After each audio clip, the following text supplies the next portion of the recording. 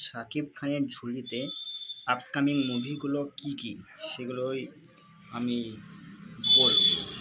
কি কি মুভি আসতে চলেছে শাকিব খানের।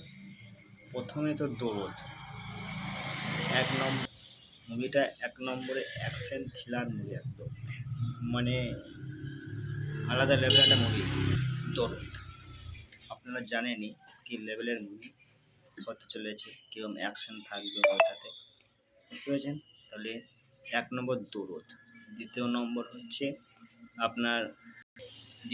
হচ্ছে আপনার বরবাদ।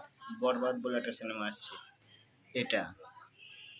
আর তৃতীয় নম্বর যেটা, সেটা হলো শের।